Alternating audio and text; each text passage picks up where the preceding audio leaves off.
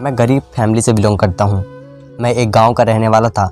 बचपन से ही हमारे घर में बहुत ज़्यादा गरीबी थी, जिसकी वजह से हमें 2 वक्त की रोटी भी नसीब नहीं होती थी। मैं अनपढ़ था। मैं अपने माता पिता का इकलौता बेटा था। मेरे माता पिता एक किसान थे और खेती बाड़ी करके हमारा घर चला रहे थे। मैं भी अपने पिता के साथ खेती बाड़ी करने में उनका हाथ बटाया करता था। एक दिन मेरे पिता की अचानक ही बहुत ज़्यादा तबीयत ख़राब हो गई। उसी वक्त मैं 12 साल का था। पिताजी की इतनी ज़्यादा तबीयत ख़राब हो गई थी और पिताजी के इलाज के लिए काफ़ी सारे पैसों की ज़रूरत थी। हम लोग तो गरीब थे, हमारे पास इतने ज़्यादा पैसे नहीं था। डॉक्टर ने कहा था कि इनका ऑपरेशन होना बहुत ज़रूरी है, वरना यह नहीं बच सकेंगे। माँ के पास जितना भी जेवर था सारा बेच दिया और पिताजी के इलाज में वह सारे पैसे लगा दिए। लेकिन आखिरकार पिताजी के इलाज के लिए फिर भी पैसे कम ही पड़ रहे थे। उनके बाद हमने अपना घर भी बेच दिया और पैसे पूरे होने के बाद डॉक्टर को ऑपरेशन के लिए दे दिए। लेकिन ऑपरेशन होने के बाद भी मेरे पिता नहीं बच सके। वह हमें छोड़कर इस दुनिया से चले गए। हम इस लोग किराए के घर में रहने लगे थे। गांव में अब पड़ोसी भी हमारी मदद कर दिया करते थे। पिताजी की मौत को अभी 15 दिन ही गुजरे थे। एक दिन हमने किराए का मकान ले लिया, लेकिन यह नहीं पता था कि उसका किराया किस तरह से दिया जाएगा। और हमें इस किराए के घर में आए हुए सिर्फ 3 दिन ही हुए थे, जब अचानक मेरी माँ भी सदमे में इस दुनिया से चल बसी। मेरी माँ अपने पति की मौत का सदमा बर्दाश्त नहीं कर पाई और इस गरीबी भरी ज़िंदगी को झेल नहीं सकी और इस दुनिया को छोड़कर चली गई। 12 साल की उम्र में मैं अनाथ हो गया था। गांव के लोगों ने काफ़ी दिनों तक मुझे खाना पीना दिया, लेकिन गांव में ही सारे लोग गरीब ही थे। कोई मेरी मदद कब तक कर सकता था। एक दिन मैं नौकरी की तलाश में मैं फिर रहा था। फिर मैंने सोचा कि शायद गांव में तो मुझे कोई नौकरी नहीं मिल पाएगी, इसलिए मैं बेइज्जती और स्टेशन जाकर ट्रेन में बैठ गया। मुझे नहीं पता था कि मेरी मंजिल मुझे कहाँ लेकर जा रही है। ट्रेन में मेरी मुलाकात एक 20 साल के लड़के से हुई। वह मुझे मेरे बारे में पूछ रहे थे कि तुम्हारे साथ कोई नहीं है, तुम इस ट्रेन में अकेले ही बैठे हो। लेकिन मैं उनको क्या बताता कि मेरे माता पिता दोनों ही मुझे इस दुनिया में अकेला छोड़कर चले गए हैं। मैं खामोश खड़ा रहा तो उन्होंने पूछा, अगर तुम्हें कोई परेशानी है तो तुम मुझे बता सकते हो। मैंने उनको बता दिया कि मैं किस तरह से अनाथ हूँ और किस तरह से मैं नौकरी की तलाश में इधर से उधर फिर रहा हूँ। उस लड़के का नाम विहान था। उन्होंने मुझसे कहा कि मेरे घर में एक नौकर की ज़रूरत है, क्या तुम मेरे घर में नौकरी करना पसंद करोगे? मैं मुंबई में रहता हूँ और मैं तुम्हें अपने साथ अपने घर लेकर जाना चाहता हूँ। वहाँ पर तुम्हें खाने पीने के लिए खाना मिलेगा और यहाँ तक कि रहने के लिए तुम्हारे कमरा भी दिया जाएगा। मैं उनकी बातें सुनकर खुश हो गया था, क्योंकि इस दुनिया में मुझ जैसा गरीब को कोई नहीं समझता। मैं सोच लिया था कि अगर वह मुझे अपने घर में कितनी भी घटिया काम भी करा पाएंगे तो मैं करने के लिए तैयार हूँ। इसी तरह से मैं उनके घर चला गया। उन्होंने मेरी मुलाकात अपनी 24 साल की बहन से करवाई, जो कि जवान थी और अभी तक उसकी शादी नहीं हुई थी और उस घर में वह अकेली ही रहती थी। ध्यान साहब ने बताया कि वह भूटान में नौकरी करते हैं और वहीं पर रहते हैं। उनकी बहन यहाँ इस घर में अकेली रहती है, इसलिए वह चाहते हैं कि इस घर में नौकरी बनकर करूं और उनकी भी सेवा करूं। मैं सबकी बातों को अच्छी तरह से समझ गया था, पर बहुत बड़ा और अच्छा बना हुआ था। मैंने अपनी ज़िंदगी में इतना बड़ा कभी नहीं देखा था। मैं उस घर में जाकर बहुत खुश हो गया था। मुझे वहाँ पर रहने के लिए कई क्वार्टर्स भी दिया गया था। वहाँ पर मेरे दिन बहुत अच्छे से गुजर रहे थे। मेरा काम में सारे काम करना होता था, क्योंकि घर में बहुत लोग नहीं थे। घर में सिर्फ साहब की बहन यानी कि मेरी मैडम ही रहती थी। साहब की बहन उम्र में 4 साल बड़ी थी और वह सारा दिन अपने घर में ही रहती थी। अपने कमरे में कहीं बाहर निकलने तो सिर्फ किसी के घर आने जाने के लिए निकलती थी। घर में उनके बहुत सारे दोस्त भी आया करते थे। उसी घर में मुझे सब टाइम का खाना मिलता था। खाना बनाने के लिए मुझे भी एक नौकरानी रखी हुई गई थी, जो मुझे भी खाना दिया करती थी। वहाँ पर रहकर मेरी ज़िंदगी अच्छी गुजर रही थी। काम करने के साथ साथ मुझे दुनिया के सारे आराम भी मिलते थे। साहब हर 3 महीने में दुबई आ जाते थे और 1520 दिन यहाँ पर रुकने के बाद फिर से भूटान चले जाते थे। दिन इसी तरह से गुजरते चले जा रहे थे और देखते देखते मैं 20 साल का हो गया था। लेकिन एक बात मेरी आज तक समझ में नहीं आई थी कि बड़ी मैडम की अभी तक शादी नहीं हुई थी। ना तो कभी इस शादी करने के लिए कहती थी और ना ही कभी साहब ने उनके शादी का कोई जिक्र किया था। दोनों भाई बहन आपस में अच्छे तरीके से बातें भी किया करते थे। सब भूटान से बहुत सारा पैसा कमा कर लाते थे। सोना था, वहाँ पर उनकी बहुत बड़ी कंपनी है जहाँ उनका बहुत अच्छा बिजनेस चल रहा है। पैसे भूटान के अलावा वह अलग अलग शहरों में भी जाते रहते थे। मैंने सब बिजनेस के सिलसिले में फ़्लाइट से एक दूसरे शहर सफ़र करते रहते थे। और उनकी अब की बार जब से वह गए थे तो 1 हफ्ते से लंदन में रह रहे थे। घर में सबकी बहन यानी कि मेरी बड़ी मैडम मौजूद थी। साहब जब भी यहाँ पर आते थे तो अक्सर सुबह को उनको देर से उठने की थी आदत थी और वह यहाँ भी देर से ही उठते थे, इसलिए मैं भी बंगले में सुकून से ही आया करता था। साहब बहुत ही अच्छे इंसान थे, उनका बहुत ही बड़ा बिजनेस था। मैं अकेला सिर्फ बड़ी मैडम के साथ रहता था। साहब की मेरी यह बात बहुत अच्छी लगती थी कि मैं बड़ी मैडम का बहुत अच्छे से ध्यान रखा हूँ सब पर। मुझे इस घर में रहने का सबसे बड़ा मकसद तो यही था कि मैं घर में रहकर बड़ी मैडम को देखभाल करता रहूं। इतने बड़े बंगले में अकेली बड़ी मैडम के लिए ज़्यादा काम नहीं करना पड़ता था, इसलिए काफ़ी सालों से मैं बहुत सुकून में अपनी नौकरी कर रहा था। मेरी नौकरी यहाँ पर लगे हुए 8 साल हो गए थे और मुझे इस घर में किसी तरह से कोई परेशानी नहीं हुई थी। ना ही कभी मैं बड़ी मालकिन और साहब को शिकायत का मौका दिया था। साहब को भूटान में रहते रहते भूटान की भाषा बोलने की आदत हो चुकी थी।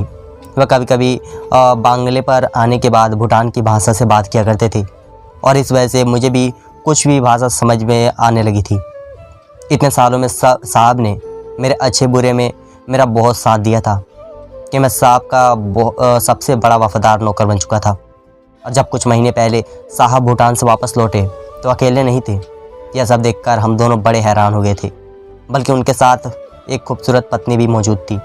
साहब ने मुझे बताया कि आज से वह उनके घर की मालकिन है, क्योंकि साहब को भूटान में रहते रहते उनसे मोहब्बत हो गई थी और उन्होंने उनसे शादी कर ली और साहब वह उन्हें यहाँ मुंबई लेकर आ गए। यह खबर ना सिर्फ मेरे लिए चौंका देने वाली थी, बल्कि बड़ी मैडम भी हैरान रह गई थी, क्योंकि वह उनके इकलौते भाई थे और उनके इकलौते भाई के उन्हें बिना बताए ही उनकी मर्ज़ी से शादी कर ली थी। साहब भी बड़ी बहन यानी बड़ी मैडम की शादी अभी तक नहीं हुई थी, लेकिन उन्होंने अपनी शादी कर ली थी। यह बात बहुत चौंका देने वाली लग रही थी और इस बात का गुस्सा बड़ी मैडम के चेहरे पर साफ साफ नज़र आ रहा था। वे अपनी दुल्हन को घर लेकर आ गए। शुरू में तो बड़ी मैडम ने उनको एक्सेप्ट करने से मना कर दिया था। उनका कहना था कि भूटान की लड़कियाँ मुंबई की और लड़कियों से बहुत अलग होती है और भूटान की लड़कियों को पत्नी बनाना बहुत बड़ी बेवकूफ़ी होती है। बड़ी मैडम बहुत पढ़ी लिखी थी, इसलिए उन्हें दूसरे शहर के बारे में बहुत जानकारी थी।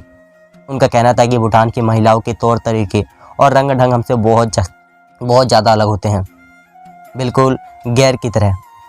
और फिर सबकी पत्नी के बारे में बड़ी मैडम कुछ नहीं जानती थी कि वह किस तरह की फैमिली से बिलोंग करती है, लेकिन जब उन्होंने अपने भाई की मोहब्बत देखी तो वह भी मान गई और फिर धीरे धीरे उनको एक्सेप्ट कर लिया। लेकिन बड़ी मैडम ने अंदाज़ा लगाया कि मालकिन के आने के बाद न सिर्फ घर का माहौल बदल गया था, बल्कि ऐसा लग रहा था कि सब कुछ बदल गया हो। मालकिन यहाँ आने के बाद बड़ी अजीब से हरकतें करने लगी थी। एक दिन जब सुबह उठकर मेरी आंख खुली तो मालकिन नाश्ते के टेबल पर बैठी हुई मेरा इंतज़ार कर रही थी और उनको देखते ही मेरी जान निकल गई थी, क्योंकि नाश्ता बनाने की जिम्मेदारी सिर्फ मेरी ही थी। दोपहर का रात का खाना नौकरानी बनाया करती थी, पर पता नहीं मेरे मालकिन को इतनी सुबह उठने की आदत कैसे थी, या फिर और रात भर वह सोती ही नहीं थी। और जब भी बड़ी मैडम से उनके बारे में बात करता तो वह मुझे यही कहती कि वह भूटान की औरत है और यह हमारे शहर में नई आई है। उनके तौर तरीके हमसे बहुत अलग हैं, तुम चिंता मत करो, कुछ दिनों में सब कुछ ठीक हो जाएगा।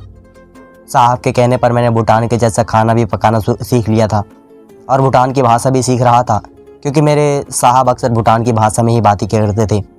वह चाहते थे कि मालकिन को अपने शहर की याद ना सताए और हमारे घर के माहौल में घुल मिल जाए। हमारे घर की भूटान के जैसा माहौल की तरह कर दिया गया था, लेकिन भूटान के तौर तरीके बहुत ही अलग होते हैं।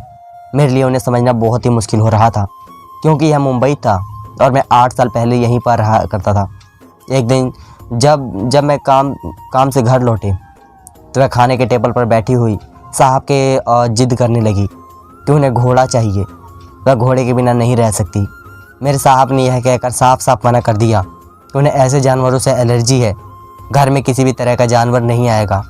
उन्हें एलर्जी का सामना करना पड़ता है, इसलिए वह घर में घोड़ा नहीं ला सकते। उन्होंने मालकिन से कहा कि अगर तुम्हें घोड़े का इतना ही शौक़ है तो तुम कभी कभी मेरे दोस्त के घोड़े से दिल बहला सकती हो। साहब की ऐसी बातें सुनकर मालिक ने रोना शुरू कर दिया और रोती रोती फुट फुटे शब्दों में कहने लगी कि आपको क्या पता, हम भूटान की लड़कियां घोड़े के बिना गुजार ही नहीं सकती हैं। वैसे भी तो आप कितना कितना दिन घर से बाहर ही रहते हो, आपको घोड़े से कैसे एलर्जी होगी। उसके देखभाल में अच्छे तरीके से करूँगी और ख्याल भी रखूँगी इस बात का जिसकी वजह से आपको एलर्जी ना हो, लेकिन मुझे तो हर हाल में घोड़ा चाहिए। साहब ने मालकिन को बहुत प्यार से समझाने की कोशिश की, लेकिन वह भी जिद पर अड़ी रही और अपनी बात पर ही जड़ी रही। ना चाहते हुए भी साहब ने उन्हें काले रंग का घोड़ा खरीद कर दिया और कह दिया घोड़े को घर के पीछे ही बंद कर रखो। मालकिन घोड़े को देखकर बहुत खुश हो गई थी और घोड़े को देखते ही उनके चेहरे पर एक अजीब सी रौनक आई, जैसे वह घोड़ा नहीं बल्कि उनके लिए बहुत ख़ास चीज़ हो।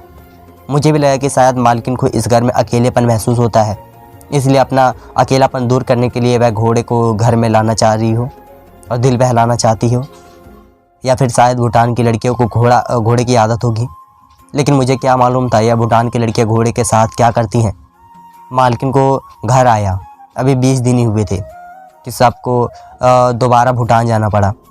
मालिक के सबके साथ भूटान जाना चाहती थी, लेकिन साहब का कहना था कि अगर तुम्हें यहाँ पर ही रहना होगा ताकि तुम्हें यहाँ का माहौल समझ आ जाए। साहब की बात सुनकर मालकिन रुक गई और घोड़े के साथ टाइम गुजारने लगी थी।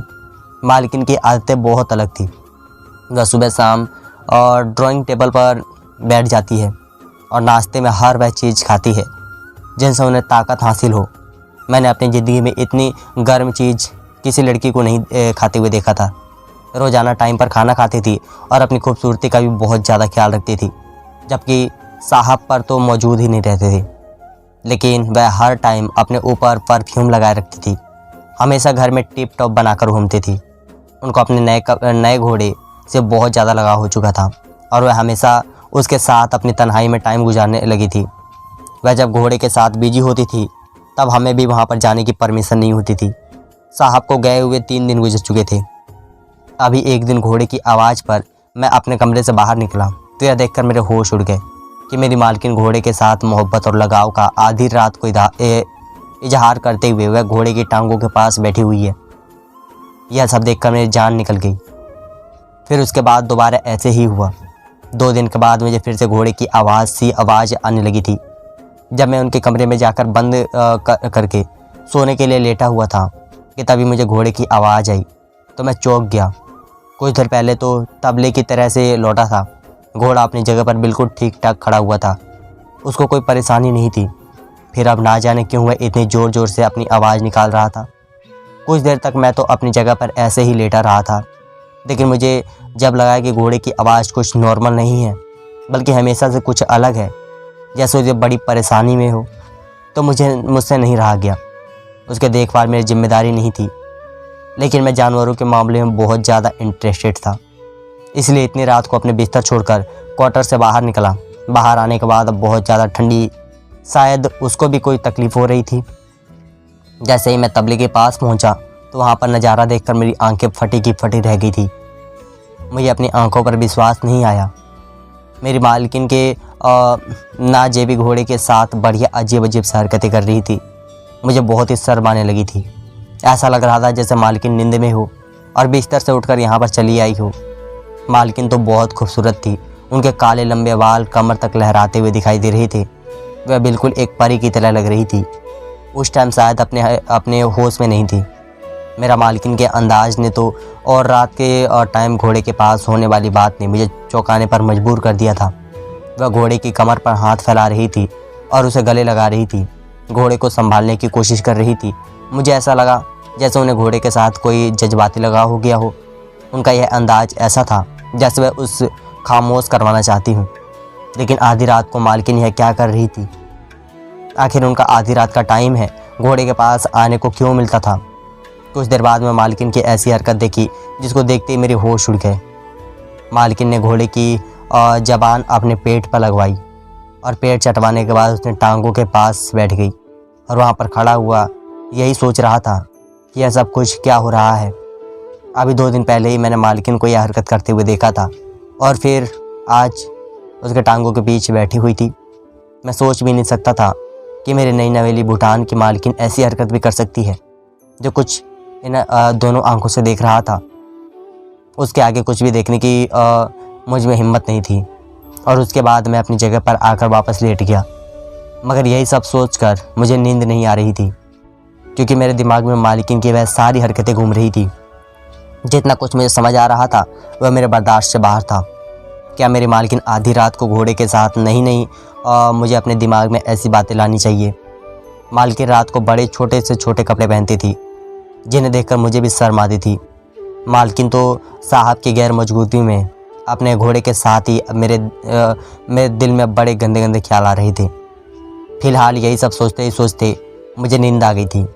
उसके बाद जब मेरी आंख खुली तो कुछ देर के लिए रात वाली बात मेरे दिमाग से निकल गई थी। उसके बाद मैं अपने कामों में बिजी हो गया था।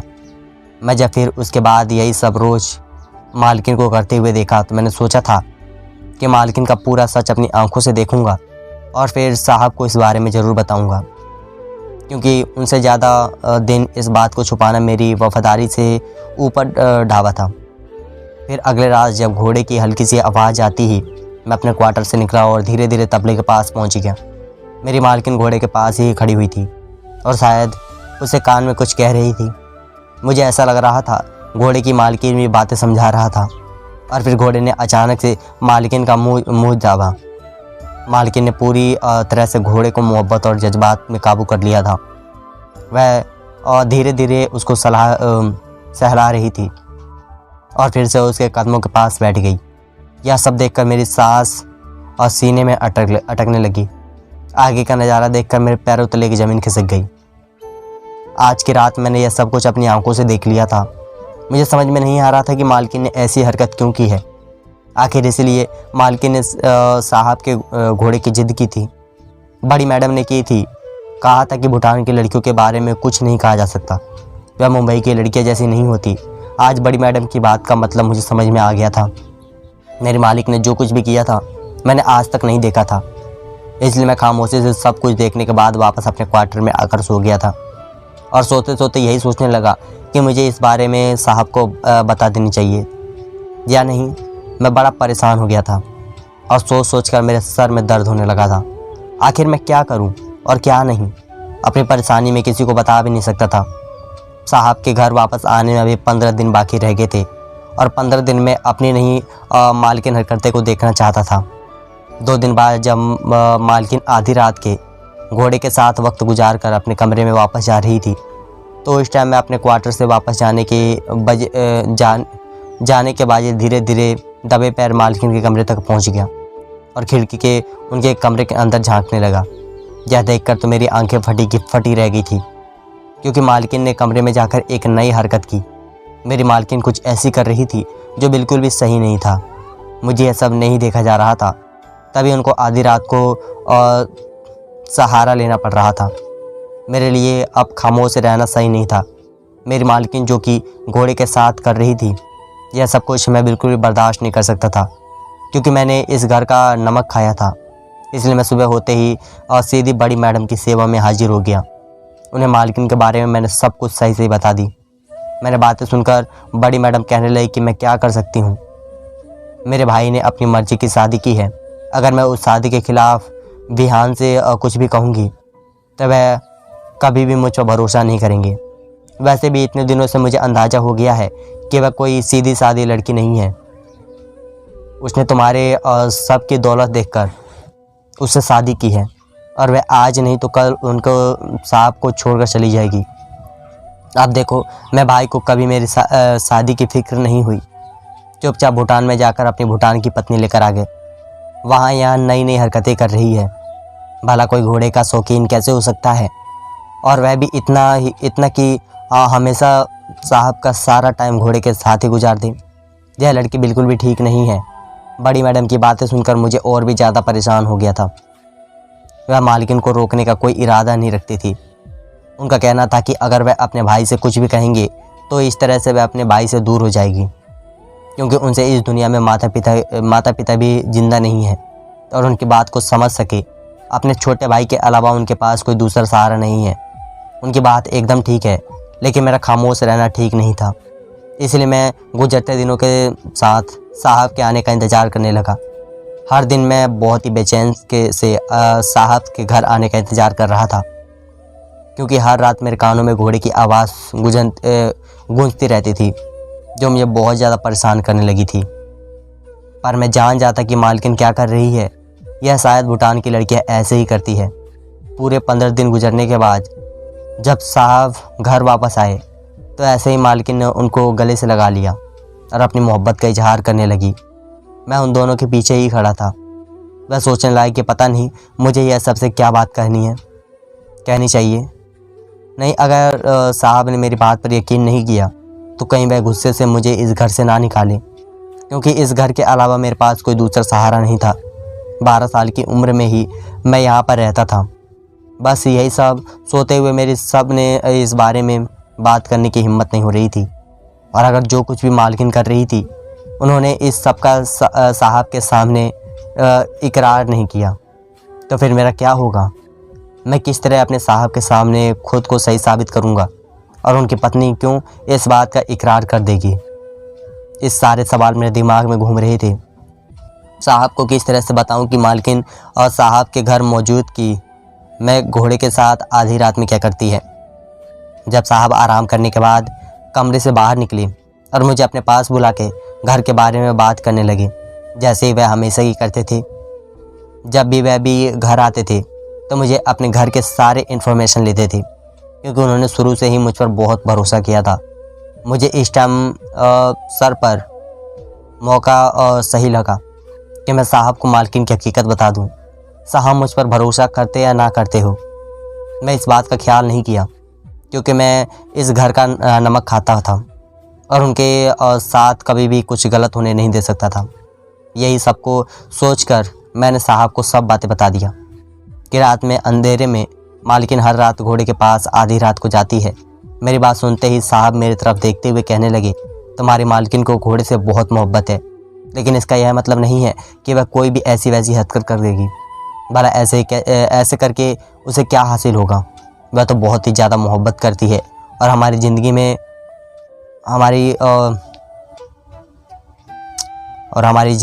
बहुत ज़्यादा मोहब्बत करती है और हमारी ज़िंदगी में किसी चीज़ की कोई कमी नहीं होने देती।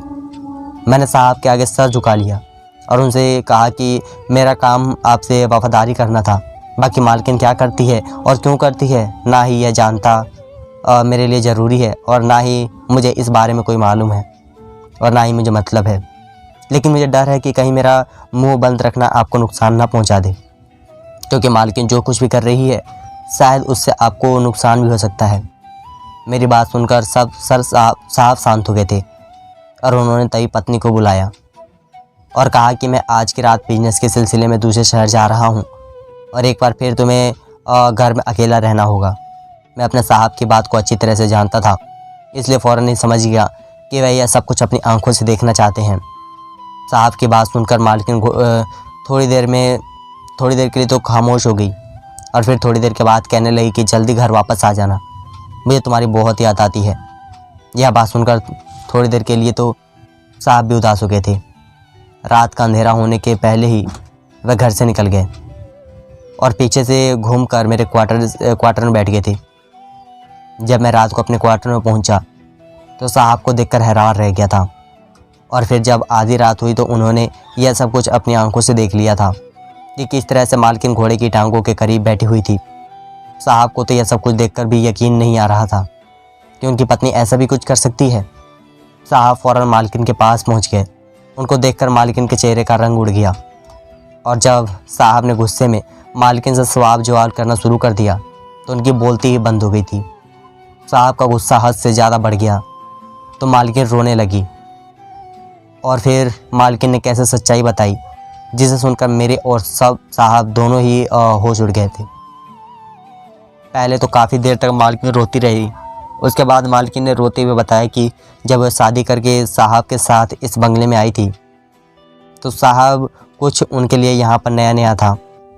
उन्हें यहाँ की रस्म रिवाज के बारे में कुछ नहीं पता था और ना ही शहर की संस्कृति के बारे में पता था और ना ही उनका शहर की आदत थी, इसलिए वह बहुत ज़्यादा परेशान रहने लगी थी। और साहब भी उन्हें छोड़कर बिजनेस में लगे रहते थे। और अगर ऐसे में तुमने मेरे साथ धोखा किया तो मैं बेसहारा हो जाऊंगी। यही सोचकर जब मैं परेशान हुई तो मुझे आपकी बड़ी बहन ने बताया कि उनको बहुत सारे पुराने टोटके के बारे में पता है, जिनको करने के बाद हर पत्नी अपने पति को अपने वश में कर सकती है। उन्होंने मुझे वो उपाय दिया कि अगर तुम किसी घोड़े के साथ प्यार मोहब्बत से रहोगी और उनकी टांगों के बीच में बाल काटकर अपने दुपट्टे के पल्लू में बांध लिया करोगी, तो जल्दी से तुम्हारे घर में बच्चा हो जाएगा। इसका मतलब यही था कि मालकिन बड़ी मैडम की बातों में आ गई थी और उन्हें ऐसा लगा कि इस तरह से करने से यह सब कुछ अपने काबू में कर लेगी और इस तरह से साहब कभी भी अब मालकिन को छोड़कर कहीं नहीं जाएंगे।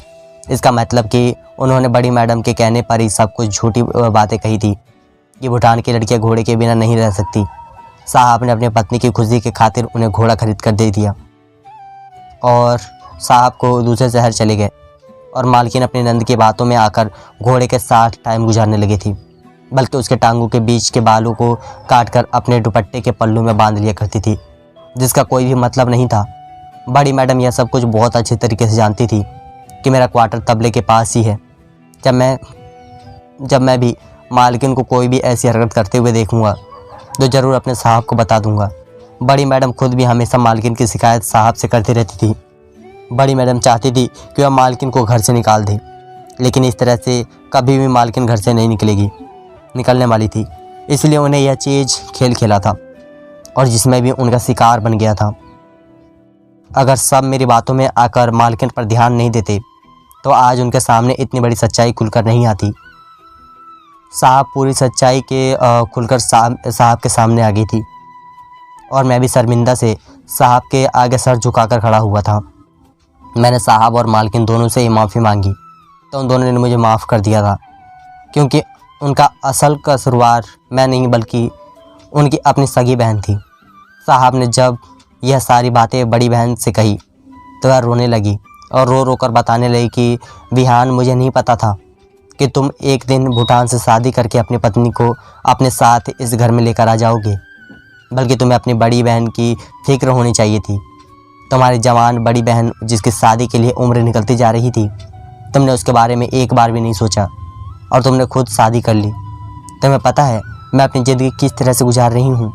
इस घर में अकेले रहते रहते मैं बोर हो गई हूँ, लेकिन मुझे नहीं पता था कि तुम हमारे घर की जायदाद पर एक मालकिनी लेकर आ जाओगे, वह भी दूसरे शहर की। मेरे बहुत अरमान थे कि मेरी शादी हो जाए और मैं दुल्हन बनकर अपने ससुराल चली जाऊं। उसके बाद मैं अपने भाई के लिए भी लड़की देखूं और उसकी भी शादी हो जाए, लेकिन तुमने मेरे सारे सपने तोड़ दिए सिर्फ इस लड़की की वजह से। इसलिए मुझे लड़की बिल्कुल भी पसंद नहीं थी। मैं चाहती थी कि लड़की इस घर से चली जाए और मेरी शादी होने के बाद ही तुम्हारी शादी हो, क्योंकि मैं उम्र में तुमसे बड़ी हूँ, इसलिए मेरी शादी पहले होनी चाहिए थी। और यही लड़की ही मेरी ज़िंदगी में परेशानियाँ लेकर आने वाली थी। घर में जब बहू आ जाती है तो वह नंद को नहीं समझती, और फिर जब तुमने ही मेरा ख्याल नहीं किया तो तुम्हारी पत्नी मेरा ख्याल कैसे कर सकती थी। मुझे पता चल गया था कि अब मेरी इस घर में वैल्यू ख़त्म हो जाएगी, इसलिए मैंने यह सब खेल खेला और तुम्हारी पत्नी को इस घर से निकालने की कोशिश करने लगी। मुझे लगा कि अगर तुम अपनी पत्नी को घोड़े के साथ ऐसी अजीब हरकतें देखोगे तो ज़रूर उस घर से निकाल दोगे, लेकिन ऐसा कुछ भी नहीं हो सका। साहब ने बड़ी मैडम के आगे हाथ जोड़कर उनसे माफ़ी मांगी। उन्होंने कहा, दीदी, मुझे नहीं पता था कि मेरी शादी का सदमा आपके दिल को इतना गहरा पहुंचाएगा। मुझे पहले अपनी बहन की फ़िक्र करनी चाहिए थी कि मेरी बड़ी बहन उम्र में मुझसे बड़ी होते हुए भी कुंवारी घर का कैसे बैठी हुई है, और मैं उनसे कम उम्र का होते हुए भी शादी करके अपनी पत्नी घर लेकर आ गया। मैं जल्द से जल्द किसी अच्छे ख़ानदान में आपका रिश्ता पक्का कर दूंगा और देखना, मैं आपकी शादी खूब धूमधाम से करूंगा। आप अपने ससुराल में हमेशा खुश रहोगी। यह बात सुनकर बड़ी मैडम बहुत खुश हो गई थी और धीरे धीरे कुछ ही दिनों में मालकिन ने अपने मोहब्बत और सेवा से बड़ी मैडम का दिल जीत लिया था। साहब ने बड़ी मैडम के लिए शहर के सबसे बड़े बिजनेसमैन लड़के से उनका रिश्ता तय करवा दिया था, जिसे जल्दी उनकी सगाई हो गई और कुछ ही दिनों बाद उनकी शादी भी हो गई। बड़ी मैडम अपने ससुराल में बहुत ज़्यादा खुश है। हर औरत सिर्फ़ और सिर्फ मोहब्बत के ख्वाहिशमंद होती है और इस रिश्ते में मोहब्बत को बदले में ही उसे मोहब्बत ही देती है, और यह बात मालकिन के सच साबित कर दी थी, क्योंकि मोहब्बत का रिश्ता हमेशा दिल से होता है। खाने को तो मैं एक नौकर था, लेकिन वह मुझे बहुत इज्जत से पेश आती थी और उनका घोड़ा आज भी हमारे बंगले में ही मौजूद था। और वह पहले से भी ज़्यादा उससे प्यार करती थी। बड़ी मैडम और मालकिन के बीच अब सब कुछ ठीक हो गया था। साहब मालकिन से बहुत ज़्यादा प्यार करते थे और अब मेरी उम्र 24 साल हो गई है। साहब का कहना है कि तुम भी अब शादी कर लो और इसी क्वार्टर में अपनी पत्नी लेकर आ जाओ। मेरी ज़िंदगी में अपने साहब का एहसान मंत्र रहूँगा, क्योंकि बचपन से लेकर जवानी तक उन्होंने मेरा बहुत साथ दिया था और उन्होंने मुझे अपने घर में अपनी कमाई खिला खिला कर बड़ा कर दिया था। जल्दी मैं अपनी शादी कर लूँगा। धन्यवाद दोस्तों।